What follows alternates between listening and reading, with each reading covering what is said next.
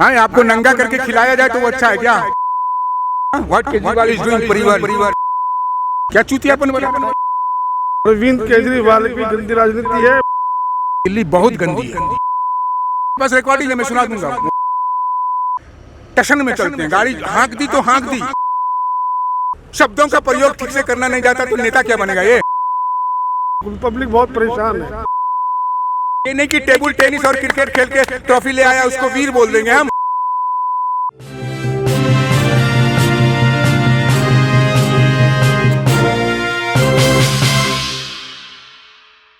नमस्कार, स्वागत है आपका नेशन मिरर पर। जी हाँ, एक बार फिर से हम ग्राउंड जीरो पर आ चुके हैं और एक बार हम फिर से लोगों के बीच आए हैं। जहाँ आप देख सकते हैं कि इस वक्त हम महरौली बस अड्डे पर खड़े हुए हैं। तमाम बसें यहाँ पर मौजूद हैं और लोगों की भी संख्या यहाँ पर काफ़ी है। लोग अपनी घरों में जाने के लिए बसों का इंतज़ार कर रहे हैं। तो आज हम जिस मुद्दे पर लोगों से बात करने आए हैं, जी हाँ, जिस तरीके से हाल ही के दिनों में कोरोना वायरस ने लोगों को काफ़ी समस्याओं का सामना करना पड़ा महामारी की वजह से। और अब एक और रिपोर्ट सामने आई है जिसमें यह दावा किया गया है, जी हाँ, गृह मंत्रालय के द्वारा एक रिपोर्ट सामने आई है जिसमें यह दावा किया गया है कि आने वाले अक्टूबर में जो कोरोना वायरस की जो थर्ड वेव है उसकी संभावना सबसे अधिक है। तो हम लोगों से इसी मुद्दे पर बात करेंगे कि सरकार को कोरोना महामारी की किस तरीके से निपटारा करना चाहिए, क्योंकि आप लोगों ने सभी ने देखा हो किस तरीके से सेकंड वेव में लोगों को सबसे ज़्यादा समस्याओं का सामना करना पड़ा था। आइए जानते हैं इस मुद्दे पर आम जनता की क्या राय है। सर, आपका नाम? अरशद सुलेमानी है। अरशद सुलेमानी। सर, आप बताइए कि जिस तरीके से कोरोना ने लगातार पूरे देश में तांडव किया और आने वाले समय में एक रिपोर्ट आई है गृह मंत्रालय की कि आने वाले अक्टूबर में कोरोना वायरस के केसों में दोबारा से बढ़ोतरी होगी, तो कहीं ना कहीं आम जनता के लिए भी, क्योंकि समस्याओं का सामना पहली सेकंड वेव में भी करा ही था, तो आपको क्या लगता है कि सरकार को इससे निपटने के लिए कैसे उपाय करने चाहिए? देखिए भाई साहब, इस सरकार को भी हाथ मिलाना पड़ेगा और जनता को, दोनों को हाथ मिला करके काम करना पड़ेगा, तभी इससे निपटारा पाया जा सकता है। अकेले सरकार कुछ नहीं कर सकती, इसमें जनता का भी सहयोग बहुत ज़रूरी होगा। जैसे कि जनता को अपने मास्क लगाना, 2 गज की दूरी मेंटेन करना और स्वच्छता सफाई का ध्यान रखना। आप देखोगे दिल्ली एमसीडी को मैं एक आवेदन करना चाहता हूँ, हाथ जोड़ कर प्रार्थना करना चाहता हूँ कि दिल्ली एमसीडी में जितनी गंदगी है उसे जल्द से जल्द साफ करवाएं, जो कि कोरोना वायरस को दूर करने में बहुत सहायक और सिद्ध साबित होगी। सरकार को इस और कदम बढ़ाना चाहिए और जनता को इसमें सहयोग देना चाहिए कि वो अपने मोहल्ले और वार्डों में अपने वार्ड पार्षदों से निवेदन करें कि वो अपने गंदगियों को दूर कराएं। इससे गंदगी फैलने से बीमारी फैलती है। जब तक हम स्वच्छ नहीं रहेंगे तब तक स्वस्थ नहीं रहेंगे। इसमें सरकार को कदम बढ़ाना चाहिए। मैं केंद्र सरकार के आवेदन करता हूं कि वो एमसीडी को निर्देशित करें जल्द से जल्द इन सफाइयों का, क्योंकि दिल्ली बहुत गंदी है। दिल्ली में मैं घूम रहा हूँ, दिल्ली में बहुत गंदगी है।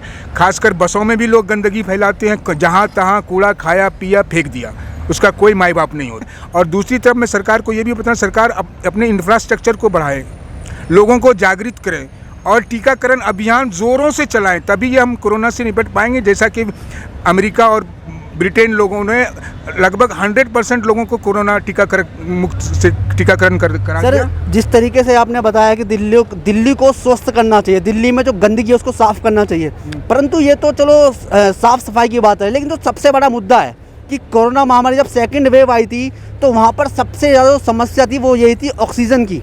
तो क्या जो थर्ड वेव आएगी उसमें भी ये समस्या अगर गंभीर रूप से पाई गई? और आएगी। वही तो मैं बोला, मैंने एक शब्द का प्रयोग किया भाई साहब, इंफ्रास्ट्रक्चर। जो गैस की सप्लाई, ऑक्सीजन की सप्लाई है, उसके लिए जो प्लांट लगा रहे हैं, लोगों से हाथ फैला कर सबको दिया, पैसे दे करके सरकार कर रही है कि आप प्रोडक्शन करो ऑक्सीजन की। लेकिन अपना तो जहाँ पर इनका बड़ा बड़ा प्लांट है वहाँ तो प्रोडक्शन हो नहीं रही है, तो वहाँ से नहीं होगी ना। जब हमारा कुआं तालाब खाली है और कुएं से पानी निकालेंगे तो पेट नहीं भरेगा, प्यास नहीं बुझेगी, ये समस्या है। तो सर, कहीं ना कहीं अगर जैसा कि आपने बताया कि जो प्रोडक्शन होगा तो कहीं ना कहीं ये तो केंद्र सरकार के मतलब हाथों में। तो ये तो केंद्र सरकार क्यों करना, राज्यों पर ये थोपना महामारी नहीं है। स्वास्थ्य की सुरक्षा, जनता की सुरक्षा सब केंद्र के हाथों में है। जनता पर, राज्य पर सब कुछ थोप देना एकदम बेईमानी और सरासर एकदम गलत है मेरी नज़र में। ये तो कहीं ना कहीं आप ये कहना चाहते हैं कि बीजेपी कहीं ना कहीं थोड़ी सी ढील दे रही है, उनको काम सही रूप से करना चाहिए। अगर तो आपको एक एग्जाम्पल बताता हूँ मैं केंद्र सरकार को ये बताओ, आपने देखा होगा कि रेलवे पर 10,000 की भीड़ जमा हो जाएगी, रेलवे में 10,000 की भीड़ हो जाएगी, लेकिन आपको धार्मिक स्थलों में 150 लोगों की जाने की इजाज़त नहीं होगी। ऐसा क्यों सर? सही बात है बिल्कुल। और ऐसा क्यों? आप जवाब दे दो मेरे सर, को। कहीं ना कहीं सरकार को इससे रेवेन्यू जनरेट हो रहा है, तो उसमें वो कर रहे हैं। रेवेन्यू के लिए लोगों को जान मार दो। नहीं सर, वो तो सरकार की बहुत बड़ी एक समस्या है, क्योंकि आम लोगों का भी यही कहना है कि जो कोरोना वायरस की वजह से समस्याओं लोगों ने झेली, और जिस तरीके से लोगों का ये भी कहना है कि जो गवर्नमेंट के जो सरकारी जो नहीं, दुकानें हैं, आप ये बताओ कि रेवेन्यू जनरेट करके लोगों को मार दो, और जहाँ पर उनके श्रद्धा की चीज़ें वहाँ जाने से रोक दो, क्योंकि उससे पैसा नहीं आएगा। और जहाँ पर पैसा आ रहा है वहाँ पर लोगों को जाने दो, मरने दो, 10,000 की भीड़ कर दो। लेकिन जहाँ पर आपको शादियों में जाना है, धार्मिक स्थलों में जाना है, 50 लोगों को भी जाने की इजाज़त नहीं दी जाती। क्यों भाई? आप केजरीवाल सरकार की एक बात बताता हूँ, आप डीटीसी बस में चलते हो, हाँ, कभी ध्यान दिया होगा? आप चलना, लाइव दिखाऊंगा, कहीं लिखा रहता है राधे राधे, राम राम, कहीं तो पंजाबियों के पट्टे लगे रहते हैं। क्या ये धार्मिक स्थल है जो यहाँ पट्टे लगते हैं और धार्मिक लगते हैं? हाँ, ऐसा लगना चाहिए? आप बताओ। नहीं सर, नहीं लगना चाहिए, वो तो है। हाँ, मैं घूम रहा हूँ 3 दिन से, मैं देख रहा हूँ कहाँ क्या है। बस पर लगती है, बना दी है क्रॉसिंग, यहाँ पर क्रॉस बस रुकेगी, साली रुकती जा करके वहाँ पर, पब्लिक परेशान होती है। पब्लिक को क्या चाहिए? पब्लिक बैठी हुई है, उसके पास बस जाएगी, पब्लिक चढ़ेगी, नंबर उसका बस है तो वो चढ़ के बैठेगी। ऐसा कहीं नहीं ना होता। कहीं आपको लग रहा है कि जो दिल्ली में जो डीटीसी बस हैं, उनकी भी पब्लिक को समस्याओं का सामना बहुत करना समस्या करना पड़ता है। मेरे साथ एक दीदी ने कहा कि मेरे को गाड़ी क्यों नहीं रोकी यहाँ पर, जबकि वो बस स्टैंड था, बस स्टॉप था। आप देखोगे बस स्टॉप क्रॉसिंग है। हाँ, आप मॉडल बस्ती चले जाओ, जानते हो ना मॉडल बस्ती? मॉडल बस्ती जहाँ सिसोदिया का स्कूल है, हाँ, उसके बगल में एक बस स्टैंड है। वो कैसी खंडर पड़ी है, आपने देखी है? मॉडल बस्ती का बस स्टैंड में कुछ भी सुविधा नहीं है, एक जर्जर टीन की अवस्था पड़ी हुई है। मैं 3 दिन से अरविंद केजरीवाल को फ़ोन लगा रहा हूँ, उनके फ़ोन में लगता है क्या लगाओ, 1 नंबर दबाने के लिए वॉलंटियर से बात करें, 2 नंबर बात करने के लिए डोनेशन के लिए बात करें, 3 नंबर बात करने के लिए कार्यकर्ता से बात करें। जब मैं 3 नंबर कार्यकर्ता से बात करता हूँ तो फिर वो रिपीट भूल भुलैया में लेके जाता है। 1 नंबर के लिए वॉलंटियर को कॉल करें, 2 नंबर के लिए डोनेशन के लिए करें, 3 नंबर के लिए करें। ये क्या चूतियापन बना रखा है? कहीं ना कहीं आपकी समस्याओं का समाधान नहीं निकल रहा है। आप एकदम नहीं निकल रहा है, ये सब बेकार है। कभी ज़मीन पर चल करके देखे, एसी के रूम में बैठे हुए हैं और पब्लिक क्या कर रही है कुछ नज़र ही नहीं आता उनको, कहाँ कहाँ समस्या है। आप साउथ दिल्ली के ट्रैवल करो, चारों चक्कर लगाओ, पीरगढ़ी लगाओ, नजफगढ़ लगाओ, इधर लगाओ, सब कुछ लगाओ, देखो कितनी ज़मीन है, कितनी। एक साइड में तो 12-14-15 फीट की रोड है, एक साइड में 16 फीट की रोड है, उसके बगल में आपको 12 फीट की और एक्स्ट्रा ज़मीन मिल जाएगी, लेकिन उसका उपयोग नहीं हो रहा है। आप बताओ डीटीसी क्यों नहीं लॉस में चलेगी? ये ब्लू और ऑरेंज लाइन, हाँ, ब्लू ऑरेंज लाइन जहाँ पर जाओ अच्छे तरीके से रोकती है, हाँ, क्योंकि ये प्राइवेट है। ये सरकारी वाले क्या करते हैं? टशन में चलते हैं, गाड़ी हाँक दी तो हाँक दी, रोकते ही नहीं। कहाँ हाथ दिए तो आप रोकेंगे नहीं, हाँ, जहाँ पर स्टैंड है वहाँ पर भी नहीं रोकेंगे। 4 कदम 15 कदम और पब्लिक को भगाएंगे कि मेरे पीछे भागो। उनको जाना चाहिए कि पब्लिक उसके पास। सर, मेरा आपसे एक सवाल हो रहा है, जैसा कि अभी सरकार ने ये बोला है कि जो बसों में सीटिंग थी उसको बढ़ा दिया गया है, तो क्या उससे लोगों की जो समस्याएं थी, क्योंकि लोगों की समस्याएं थी कि बसों में जगह नहीं होती थी, तो अब वो सीटिंग बढ़ने से कुछ कम हुई है? नहीं, कुछ नहीं। कहाँ सीटिंग बढ़ने से, लोग तो परेशान है। कभी फुल होती है तो 1 को चढ़ाते हैं, 2 को चढ़ाते हैं, वो घंटों इंतजार करते हैं। कल से 2 दिन से देखो बारिश हुई थी, जाम में गाड़ियाँ 2-2 घंटे जाम में फंसी हुई हैं। तो कहीं ना कहीं आपको यह भी लग रहा है कि जो बसों की समस्या है, सरकार को उस पर भी कहीं विचार करना चाहिए। अगर पब्लिक के पास नहीं जाएगी तो इसको रिवेन्यू कहाँ से नहीं मिलेगी बताओ? ये पब्लिक को ही स्टैंड पर नहीं उठाएगी तो रिवेन्यू आएगी कहाँ से बताओ? और तो 50% रिवेन्यू तो लेडीज़ को रेट पास दे दिया है, वो तो गया, पैसा गया। तो आपको क्या लग रहा है कि ये केजरीवाल सरकार की क्या एक वोट बटोरने की एक राजनीति हो सकती है? वो एकदम गंदी राजनीति है, ऐसा नहीं होता। महिला को तो फ्री कर दिया गया और आदमियों को देना पड़ता है। अरे आपको तो नंगा करके अगर खिलाया जाए तो वो अच्छा है क्या? हाँ, आपको नंगा करके खिलाया जाए तो वो अच्छा है क्या? ये बता दो जवाब, वैसा ही है ये। सर, आपको क्या लगता है कि हम महिलाओं के लिए एक कदम बढ़ाया गया है, तो ये क्या सही कदम है, या फिर ये एक ऐसा कदम है कि जिससे कि कहीं ना कहीं वो एक कहते हैं कि चुनावी बयान उन्होंने दिया महिलाओं के हित में, ताकि उनको महिलाओं को वोट मिल सके? केजरीवाल जी आए और बस चले गए, और जो राजनीतिक पुरानी धर्रेबाजी है उसी में वो एकदम विलुप्त हो गए हैं, उसमें विलीन हो गए हैं। उनको भी एकदम राजभोग का एकदम आनंद आ रहा है आजकल।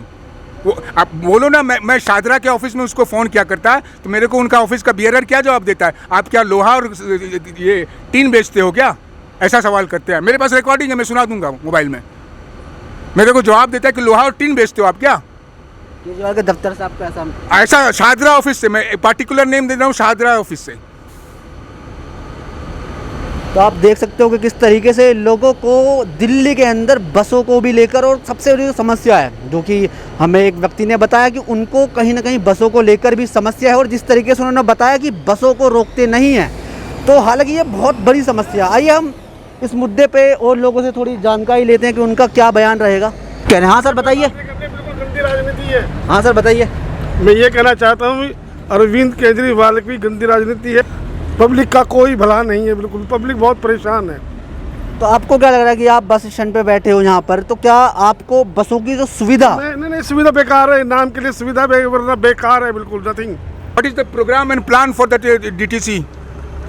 व्हाट केजरीवाल इज डूइंग परिवहन? खाली ये पोस्टरों में लगाते हैं। आप जानते हो क्या लिखा है इन्होंने? 75 साल की आज़ादी की शुरुआत वीरों के नमन के साथ। वीर किसको बोलते हैं? जो युद्ध लड़ते हैं उनको वीर कहते हैं। ये नहीं कि टेबल टेनिस और क्रिकेट खेल के ट्रॉफी ले आया उसको वीर बोल देंगे हम। शब्दों का प्रयोग ठीक से करना नहीं जाता तो नेता क्या बनेगा? ये जनता को बेवकूफ़ बना रहा है। तो कहीं ना कहीं आप यह भी कहेंगे कि केजरीवाल सरकार यानी कि दिल्ली सरकार ने जो वादे किए थे सफाई को लेकर, बसों को लेकर, वो कहीं ना कहीं अभी अधूरे नजर आ रहे हैं। ये माया जाल में फंसा हुआ है, ये तो माया जाल में फंसा। इसमें गलती किसकी है? दिल्ली की जनता की, या फिर किसी, या पार्टी ने ऐसा कोई रणनीति चलाई? आप बताओ, दिल्ली की जनता दौड़ती है केजरीवाल बोलता है तो, हाँ, लेकिन अपनी समस्या के लिए दिल्ली की जनता क्यों नहीं भगाती है, उसकी दौड़ाती है? उसको तो दौड़ाना चाहिए ना। जनता का कहना यह है कि जो अरविंद केजरीवाल की सरकार महिलाओं को जो फ्री में जो टिकट की सुविधा दे रही है, और उनका कहना यह है कि आपको भगवान ने 4 पैर हाथ दिए हैं ना, कमाने के लिए दिए हैं, है ना। आपको बोलूंगा घर के बैठे खा रहे हो तो अपंग हो जाओगे आप। नहीं, लेकिन सर अगर जनता के टैक्स का पैसा जनता के हित में अगर सरकार लगा रही तो उसमें बुरा क्या है? ये सब काम कराओ ना, ये सब काम कराओ। 500 बसें 200 बसें दौड़ा दो कि रात में आओ 9 बजे मेरे लिए लोग पब्लिक खड़ी रहती है। जिस एक पार्टिकुलर रूट पर 427 दौड़ी तो 10 बस एक बार दौड़ गई, फिर 1 घंटा 2 घंटे के बाद बस ही नहीं मिलती। What is the problem?